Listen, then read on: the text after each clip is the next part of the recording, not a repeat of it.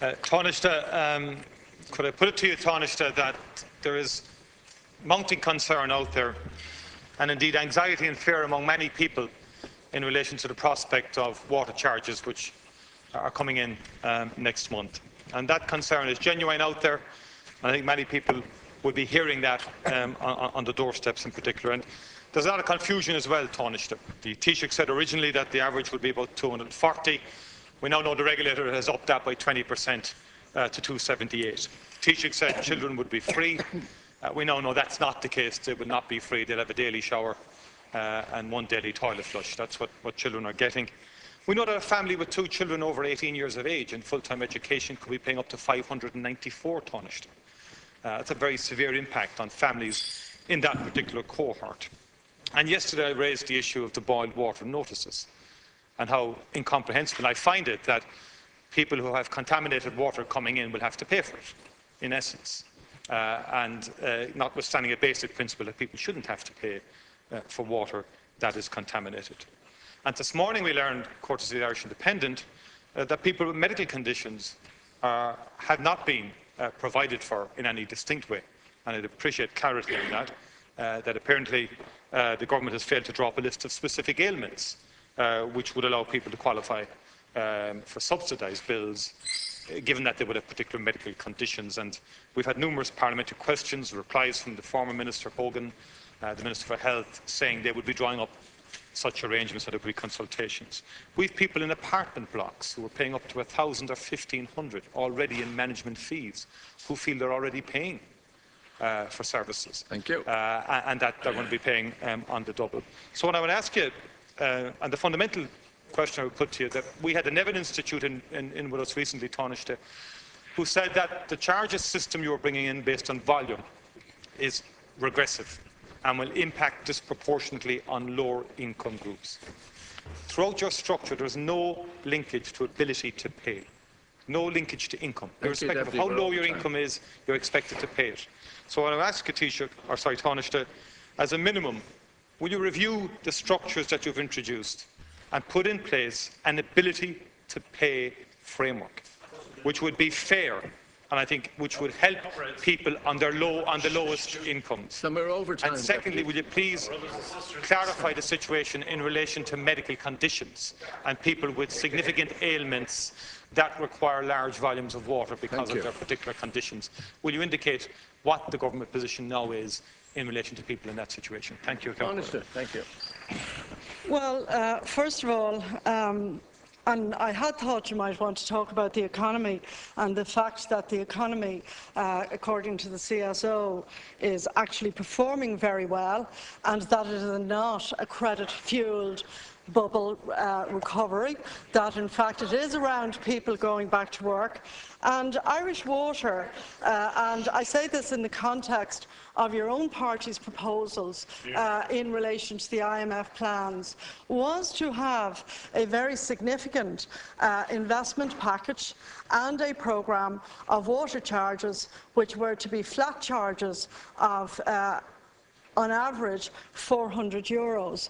That's actually what you yourselves, well, sorry, the documents are there. They were your own proposals. So obviously you have changed your minds in terms of where you're at now to, in fact, be, I think, rather cynical, seeing that you entered into international obligations to agree to flat water charges of €400. That's your current position is cynical in the extreme. I also think in the context of the recovery of the economy, I don't think it makes sense, because the actual investment programme of a couple of billion into really decent water infrastructure for this whole country is an essential provision for the economy recovering and for the annual creation and employment of an additional 1,000 to 2,000 people. Now, if we want to draw in, as today's CSO figures show, very strong international investment into Ireland And the output of that is clear in today's figures. We're probably the strongest growing economy in Europe at this point. We see lots of people going, well, these are the CSO's figures, Deputy. They're not my figures. They're independent figures by a respected organisation. Just let me explain. If you want to have, hold on a second.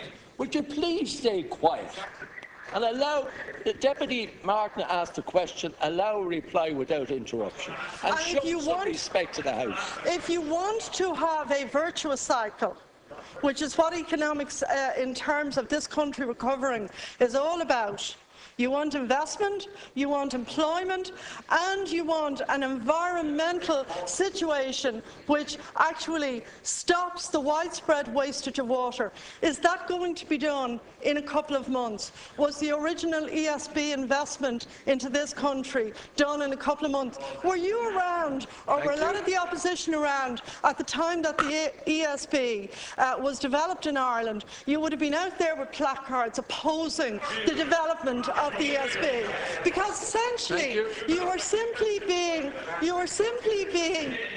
cynical and hyper-political in the context of where you're at in terms of what you were saying yesterday about Roscommon. The boil water notices, the Taoiseach made it very clear yesterday that the Commissioner for Energy Regulation will shortly produce a ruling in relation to that, and the anticipation. Well, it is the legal structure that we're required by the European Union and by internet that we're required to accede to. The Commissioner will, I anticipate, very quickly and very soon produce a ruling in relation to that, which will mean that people on boil water notices will not have to pay for the delivery of water to their home. On the health issues and on people with illnesses. Thank you very much. Deputy Martin, thank you.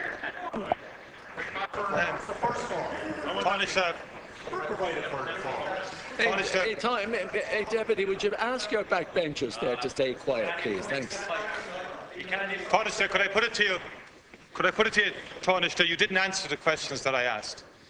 And if indeed the economy is doing as well as you were saying, why are you then prepared? Sorry, Deputy. Why are you then charging families with 2 adults up to €594? That is excessive for any family with an 18-year-old in full-time education, or with 2 18-year-olds. You now have the leeway to do something about it. That's my point. And in terms of the fundamental question I asked you, the ability to pay. I met a widow the other day who's on 183 when you take out the property tax. And she doesn't know where she's going to get the money to pay. That's the question I asked you. And you're the Minister for Social Protection. That's why I asked you about people on the lowest income. Because experts and analysts are saying that the system you've brought in, which, by the way, was conceived by Fine Gael in their New Era document in terms of utility and regulator and full cost recovery, not sustainable recovery, full cost recovery, that's the model you've gone from.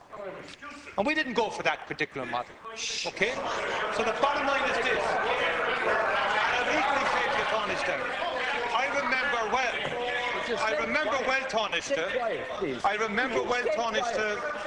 remember well, Tánaiste, when you said before the election that you as an entire political party were against water charges. You're over time. You're over time, Deputy. You're over time.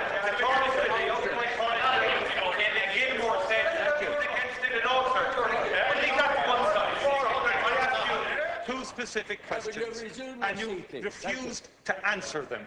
And the bottom line is this. There are people out there who don't have it.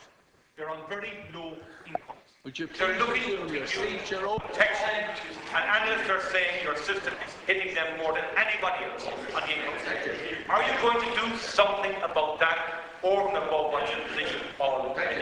And will you please tell me what's going to happen to people with medical conditions, specifically what's going to happen? Answer the question. Before you reply, please, I want to make it quite clear. Anybody who started this shouting racket at the second day of sitting of this new Dáil for the year 14-15, I'm not going to put up with it. I'm going to switch off the microphones, and that's the end of it. So you won't be heard outside of here. You either obey the rules or change the rules. If you haven't got enough time, well then it's up to the whips to agree a new formula. But we're not having this thing every day asking people to adhere to the rules. It's my job to apply them, and I do it fairly, hopefully. Thank you. Tánaiste. Right. To go back to your specific questions, along with the rest of your statement, Deputy Martin. The first is that I said the Commissioner on Energy Regulation, I anticipate, will report shortly and publicly in relation to the boil water notices. I hope you understand that. The Taoiseach told you that yesterday. I'll repeat it again today if that's helpful. On the second issue that you asked about in relation to medical issues, as you know, the form that has been sent out to people by Irish Water asks people to give information in relation to that, and Irish Water are asking, and you seem, as it were, not to want to trust people. They're asking, as is common in the income tax reporting, to actually self-report. Right, so that's the answer to the second question. The third question that you asked me is in relation to people on low incomes and the widow that you met who's on a social welfare income. Well, again, Deputy Martin, as I have said on a number of occasions, the government in the agreement, and the Taoiseach and I, at the time when the new government was appointed, agreed that there would be a household water support payment. It's published actually in all of the documents in relation to the programme for the rest of the government. So let me explain it and spell it out in some detail. The first point is it will apply to anyone on the household benefits package. It will be €100 a year, paid on a quarterly basis, and it will apply specifically. It will apply specifically to people who are on the household benefits package, including pensioners. It will apply to people on disability. It will apply to people on carers, and it will apply to people in receipt of domiciliary care allowance. That's 410,000 households. That's estimated at a cost of 42 million, and that has been fully agreed and provided for and agreed by both parties.